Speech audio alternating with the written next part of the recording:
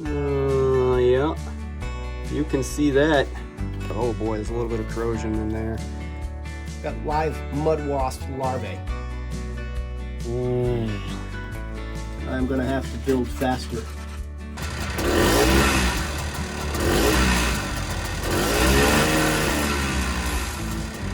Ooh, it's a warm exhaust. Broke my knee pads. I think we've come to the point where it's time to ride it around. We have a safe chain.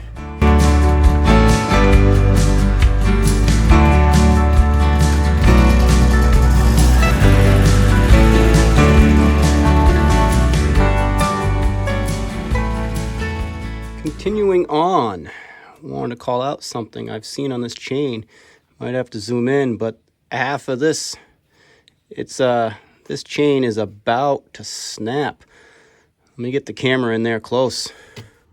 Yeah, you can see that. That's not good. So we're gonna have to swap this out. So doing a little bit of detail here and there, kind of getting it ready for a maiden ride, so to say. So some of the details. We don't have a pull start at this point. I've put the cover on and everything, but I haven't put the pull cord, cap back on. We'll have to seal this up with something for a ride. I've had a hard time finding rebuild kits for this, and I know there's guys out there that can rebuild it. We've got our heat shield back on. I have purchased some spring wrap to go around this tubing. I do not like this inch off the exhaust here, and I've been looking around for ways to route this. It's just not a great situation. I have ordered another petcock, a 2003 Predator 500 Polaris. I've been able to find does come out this side, so I can shorten this whole run, because this loop up and back, not great for gravity feed. So we'll be tipping this thing up, fixing this. I'll be wrapping this in some armor. Also back here, I will be replacing the aluminum heat tape. We've got our airbox in and secured. Here, like I was saying before, I just kept ripping these boots. The actual boots, oh boy, I wonder if I've thrown them out already. Seems like I may have as I go through my bucket of stuff here. But the boot that goes on here, it's just kind of like a bicycle tire tube you roll up. They kept tearing. So that's just electrical tape. And ultimately, once we get the belt cover back on, there's a whole air intake tube through here. I'm going to do the same thing with the tape because it's the same boot and they just keep tearing up. I had forgotten a motor mount, so I had to go back underneath, drop the stator, get the motor mount on. I am also noticing when this idles, there's a lot of vibration in this unit. One thing that I don't think is in there, I don't think exists in this motor, is a counterbalance. So when you think of the blasters, you have the piston going up and down, the crank going, and there's a counterbalancer to take away some of that vibration. This motor doesn't have any of that, and there's no room for it because the transmission is completely detached. On a blaster motor, you've got the whole transmission attached here, counterbalancer, transmission clutch, etc. Transmission is completely separate on this. It's all connected through the PTO system, the drive system, and the belt.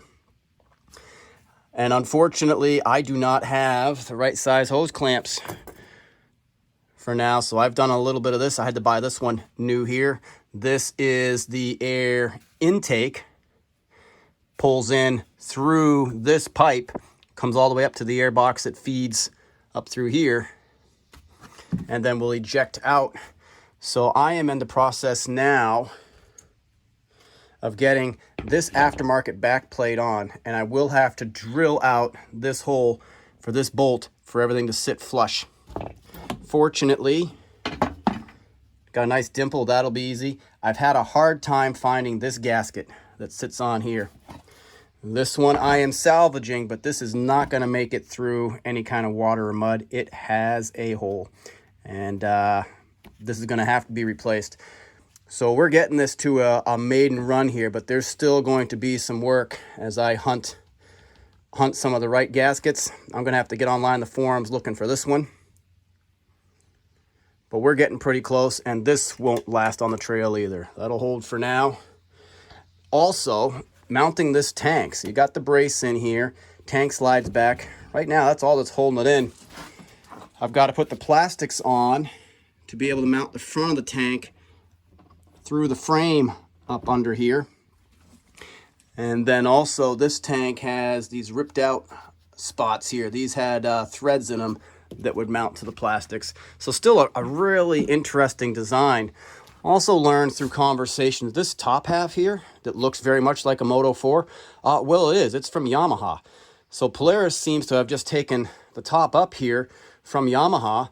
These bolts, everything through here, it's all metric, where most of the rest of this is standard. So really remains a fascinating ATV.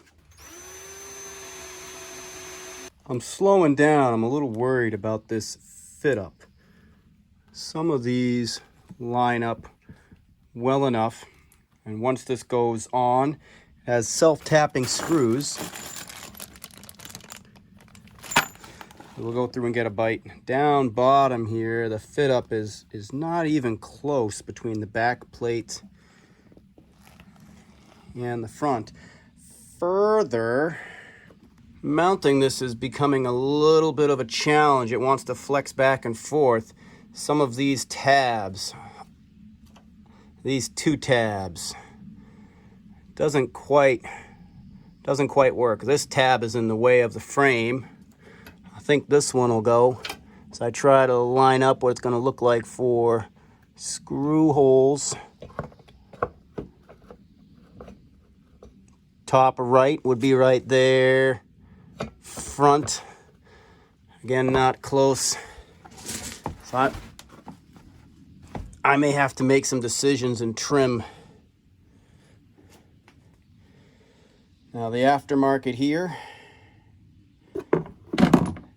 has two. I mean, maybe. I might try to get a few things in here. I'm going to keep playing with this for a little bit, but this is not just going on super easy. With some finagling, it's coming. The technique has been to get the rubber seal on here, get one in, and with these longer shank bolts, I can get them started, flex this around a little bit, and we're even lining up, and I haven't had to trim.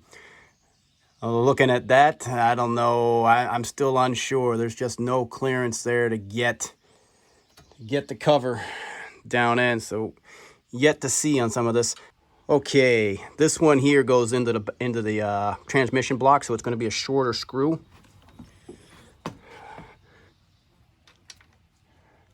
That's going to be good with a washer. Okay.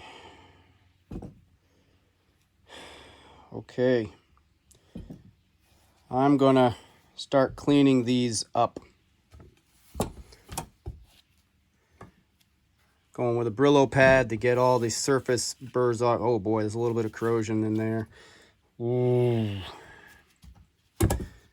These things are pretty beat. See if I can clean these up a little bit. And we're going to have to get in here and measure belt deflection.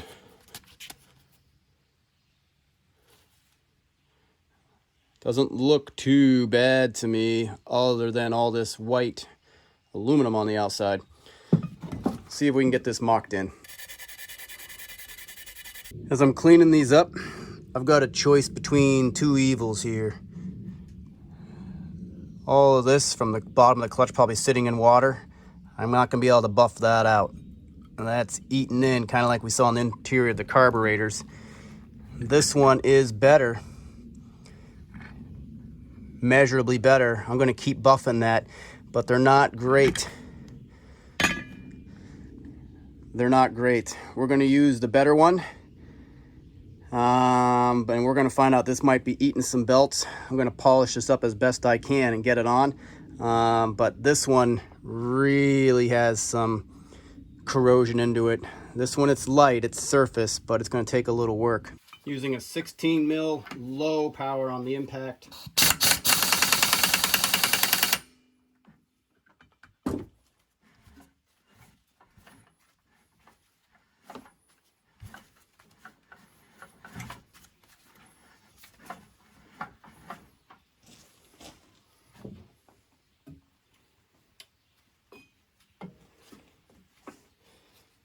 Oh, this should be directional.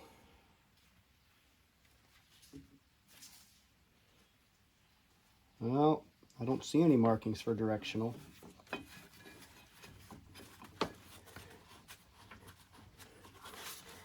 See if I can roll this on without pinching my fingers.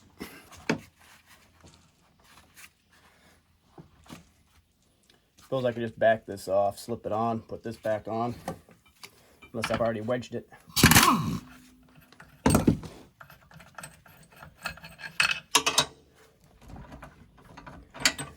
Suppose that I have. Suppose that I have. All right, let me go get my polar tool real quick. Always lots of learning.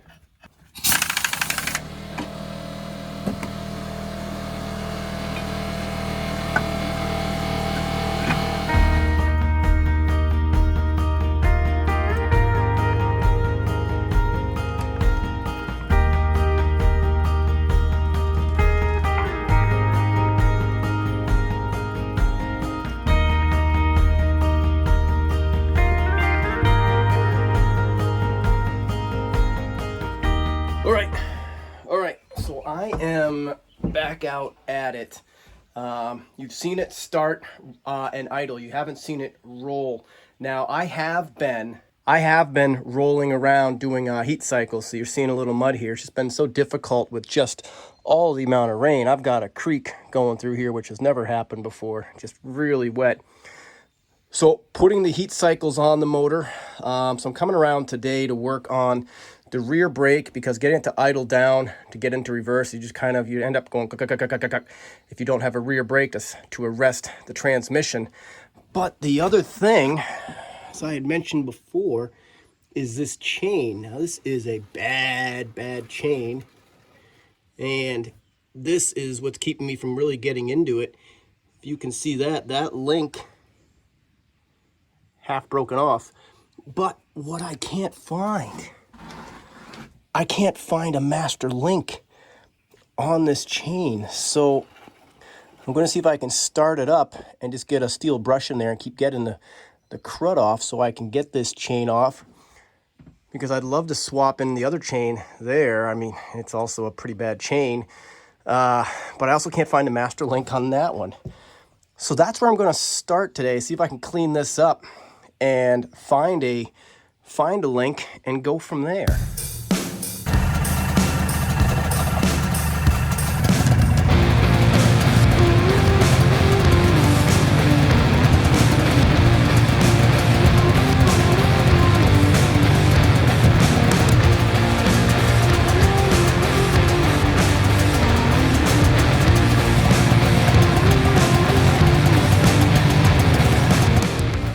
Okay, it's my broken link.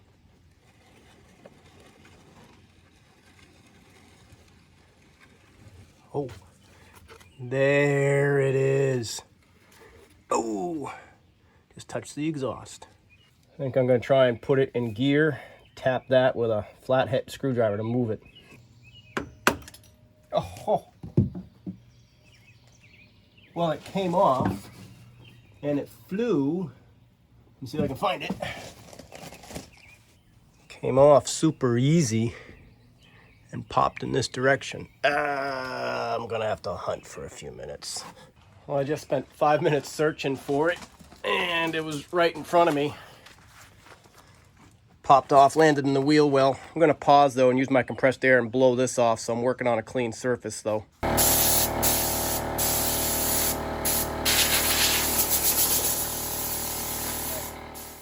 Put my peeper protectors back on.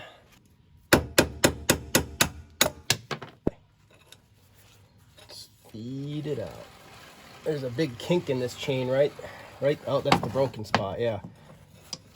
That's what we've been so worried about. Well, cleaning up this master link, it's good to have this off, because maybe, I'll still throw this in my kit, because, sometimes an old master link is all that's needed. But I have ordered a new chain and set of sprockets to go on here. I may pull the chain off there to get off and rolling, but a chain is kind of a low-cost investment, for a reasonable chain. Because if you throw a chain and you smash things up, I mean, that's the case, that's the game right there. Looking a little closer at here, you know, there's a panel that goes over this guy. That panel sits over here, so it almost creates a, you know, a case guard like you've seen on blasters and others. So if the chain does snap, it'll feed it through and out versus binding it up. There's a lot of space here, though. I don't think the chain could bind up, but if it did, you'd be punching it through your transmission here, which would be a real pain in the tuchus. And I'm going to hit this with PB Blaster because I expect to be doing a new sprocket as well in here. But for now, I'm going to work on the rear brake. I've had a bear of a time trying to get this to free up. It's had a couple of weeks of PB Blaster on it. I'm going to take it over to the vise and with some long sockets try and press and see if I can loosen things up in here. All right, so I'm going to start with a 3/4 inch socket. Only one side can move. So the kicker is I may only get to go one direction here. Hopefully if things start to break out. I got a brace over here.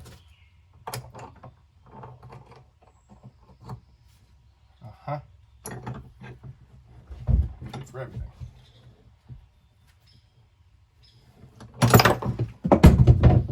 Oh, looks like we did it.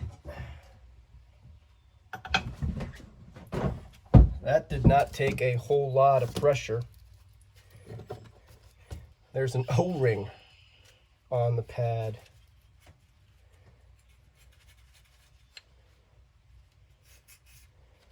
So now maybe having done that, I can get behind here. Or maybe I can get in and grease this O-ring just a touch. Try and press this back out. Let's not get this grease on the pad face.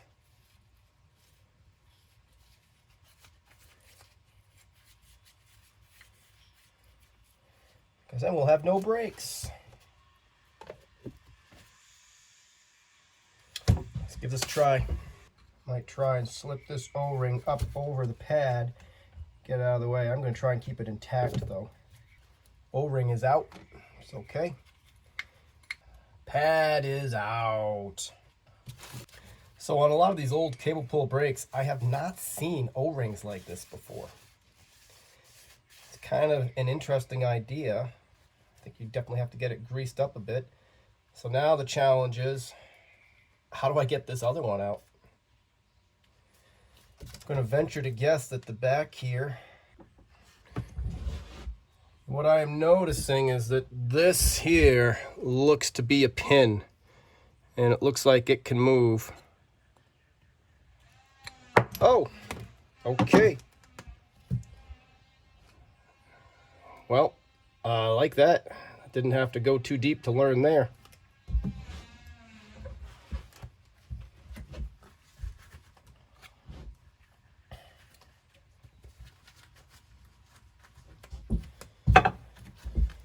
So looking at this,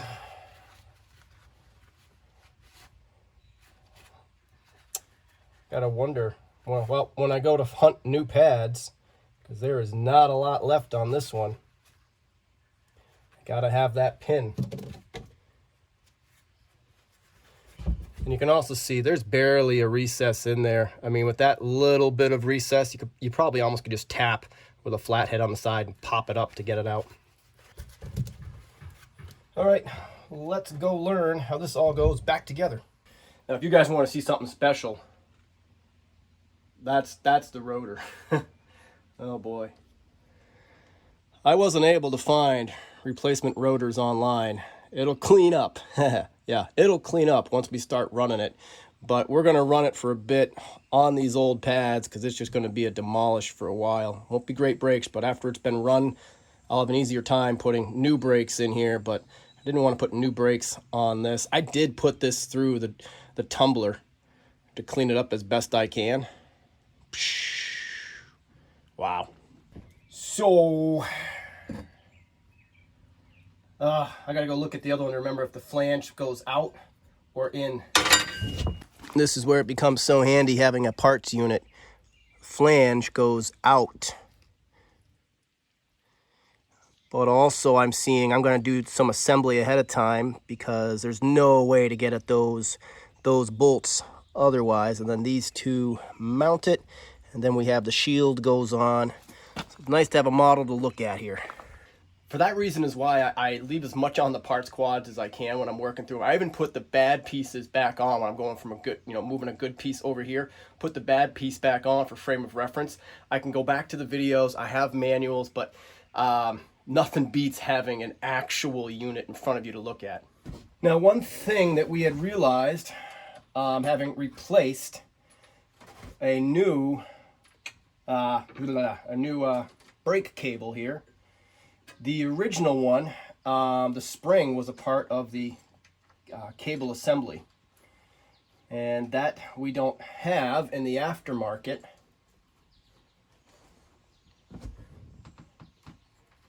So we're going to have to get creative. So first I'm going to thread this adjustment piece all the way down in. Now, there is a gasket around here. This one's gotten a little torn. This is the spring that came off because we had to cut the other cable, and that spring would sit right in here. It would have held all this taut. But there's no way to get it over, and it's a part of the old cable. So I mentioned in the previous video this spring that I have, and the idea is we're going to compress this spring in, and then we will get our other piece, our locking clip, on here. But first I got to get the hardware, the worm gear. And if you've been paying attention in the background, I've been organizing so I have an easier time finding pieces. And I often do this. I'll buy a toolbox to keep things organized, and then I don't have to lose my mind. But this is the piece I need.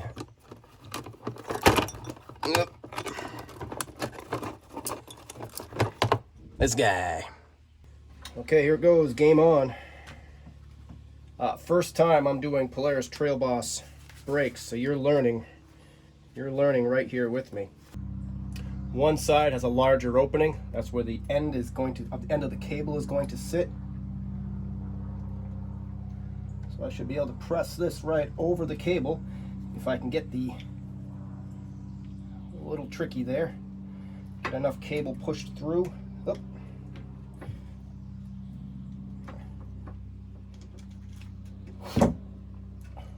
There it is. Pulls in. So the hope is that this spring, once we're adjusted, is going to be enough to send the brake back. Let's try this. I reach down in. Okay, we're learning something here. I can reach in and reset the brake all the way back out, because this is going to automatically, when this goes in, and when you pull the brakes, this little spring aperture here keeps it from losing all the tension. That's how you keep continuous drag. So that it's going to force out the button and you won't go back. So when you're putting new brakes in, get in there with a screwdriver, reset it all the way.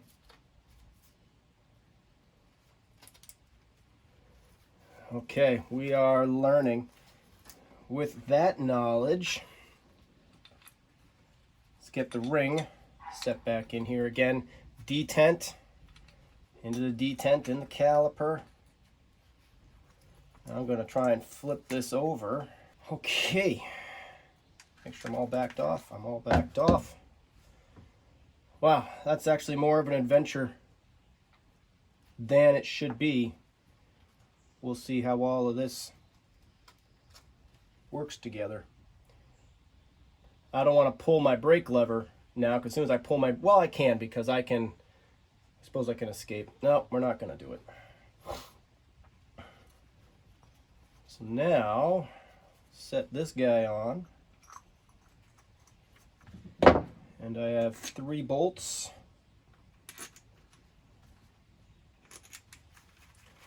Alright, so that was a bit of an adventure there. The key is taking off that white plate right under here and extracting the self-tensioning. It's kind of like a timing chain tensioner, self-tightening timing chain tensioner on a 4-stroke.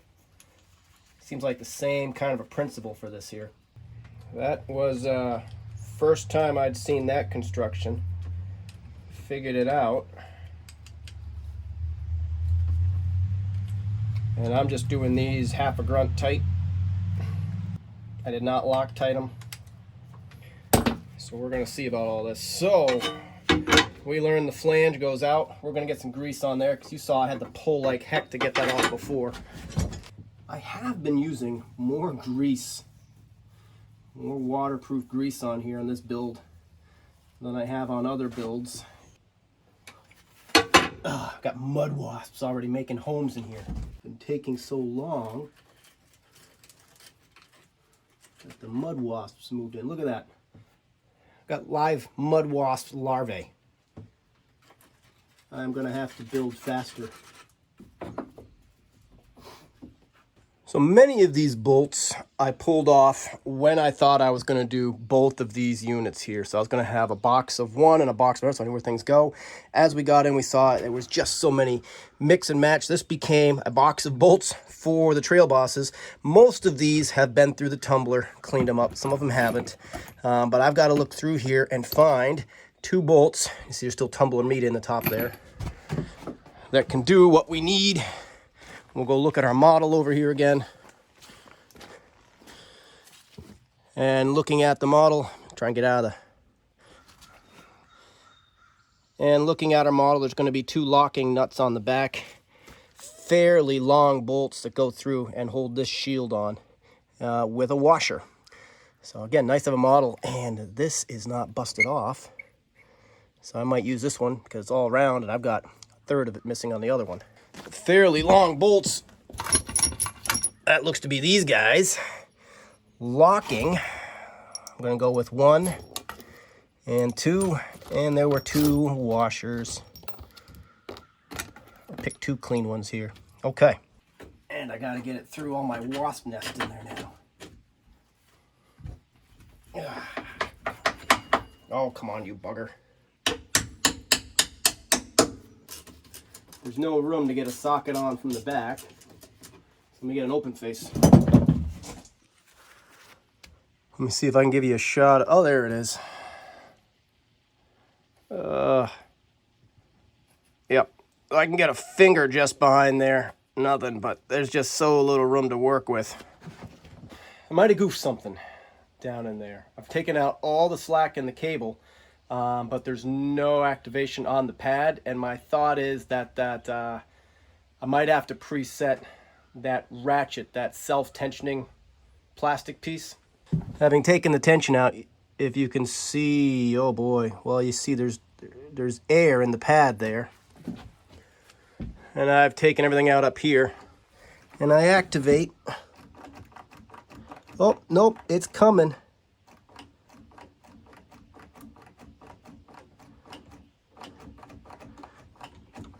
Keep pumping the brakes. I think it is actually ratcheting. It's closing the gap. I'm probably ratcheting 1 or 2 teeth every time. Not a whole lot.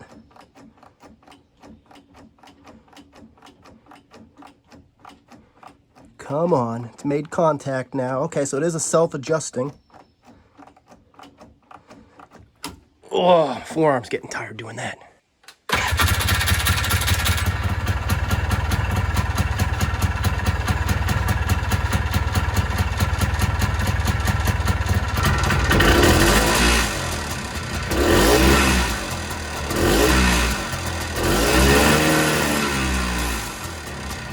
All right.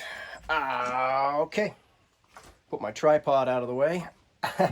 First time pads have touched that rotor in a long, long time. I think you saw the poofs of rust and everything flying off as I did that. But so we're going to see how much stopping power this has, and we're going to get our hands on new pads. But at least, in theory, I can stop the transmission and shift fully into reverse and forward, which I wasn't able to do trying to heat cycle the motor. I got to find out which bolt goes in here, put this back together. Oh, and you know what else I'm going to find out is going to be a real pain? It's the chain, with the brakes off because I can't get back here to get that cover on. There's an order of operations to everything on here. Everything is just stacked on top of each other. Oop, flash forward, there's no nut that goes in there. Floating rotor, which makes sense. And really when I looked at the other one is when it kind of dawned on me that, yeah, it's a floating rotor. Yeah, no nut in there. In theory, and glad I greased it up now, should be able to move back and forth. So, okay. Cover is on, and not all the screws are on. I can feel the air pushing out through here. Should be sucking in down the bottom there, so there's more work to do there. Oil pump is working. To fully attach the gas tank, going to require putting fairings on. Did electrical tape up the box here because I kept ripping those guys. Chain. If we have a chain, we can ride a bit today. Let's find the master link on there and take that chain off, see what it looks like. I think I know why I couldn't find the master link on this chain. Popped it up, started going around. Couldn't find it for the life of me, then noticed one looked a little bit looser than the others. I think the master link is missing. I think I'm looking at the master link right in front of me. See if that pops off. Ah. Wouldn't you know it? Wouldn't you know it? Glad I found the other master link. So this one, also a catastrophe waiting to happen. Let's go take a look at and inspect this chain. Boy, I tell you, it's just like, I mean, you gotta love doing old stuff like this because you put a lot of time into a lot of discovery. This is a passion hobby for me. Very satisfying to get them back up and running.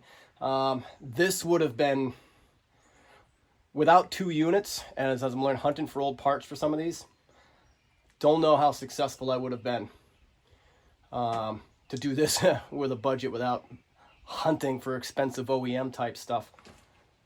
Well, let's look at this. Let's see if this gets us rolling today. I'm just going through all of the links looking for any that bind up, which I don't think that there are because I've rolled it on the other chassis. I think we just have a worn chain. They're all free. Let's see if we can get this chain on here, recognizing I just put the brakes on.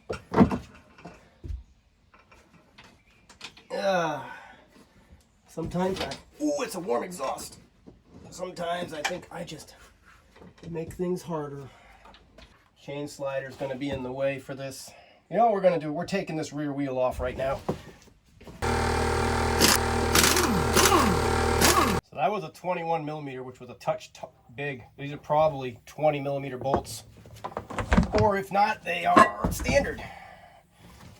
Broke my knee pads. 13 mil on my chain slider. Of course, there's a free spinning nut on the other side. Of course.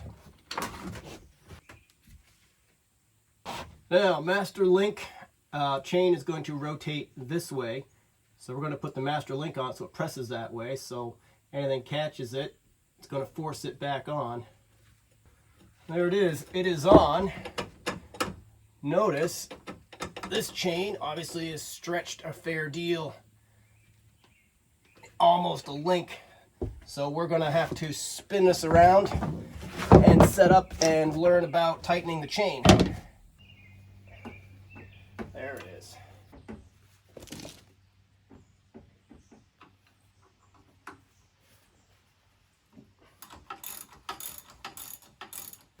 Yeah, just a pry bar from underneath. Kicker is to make sure everything is straight, i.e. This side, same as this side, so it's not like this, I like that. It's becoming a bit of a eyeball it game here. To eyeball it, I'm judging by the distance in this hole here and the other side there, and it looks pretty good. They say it's supposed to feel like 97 today with the sun out and all the humidity. I think the actual temperature is like mid 80s, but this is absolute soup. But I think we've come to the point where it's time to ride it around. We have a safe chain. We have some rear brakes. We should be able to shift. I haven't really tried to work out reverse it and had a little clunk in there. Let's fire it up and let's give this thing a ride.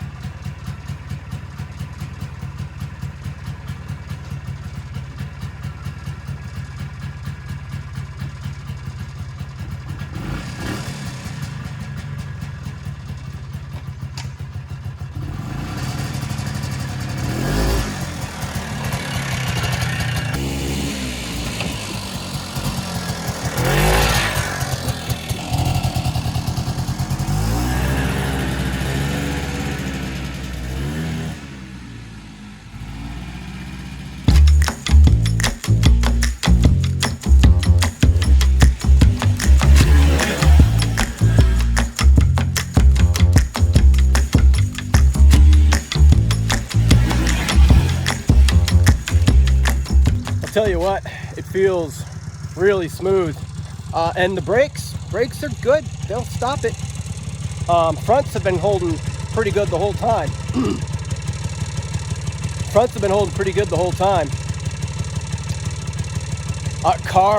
Carb feels dialed in.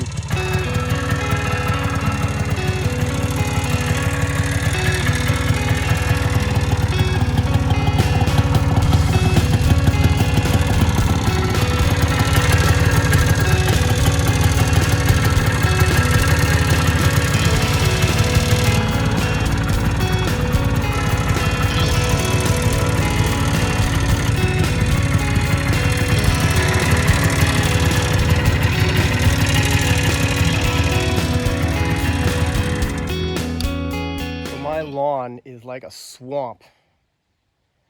So wet. I don't want to get anything too muddy, but it's gonna be time to romp on this thing. Interestingly, both rear tires are holding air. They hadn't been, and I've been putting 10 psi in them.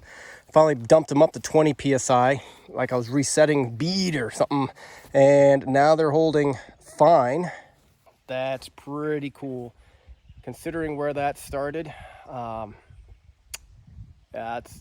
That's pretty cool. It's peppy. It's peppy too.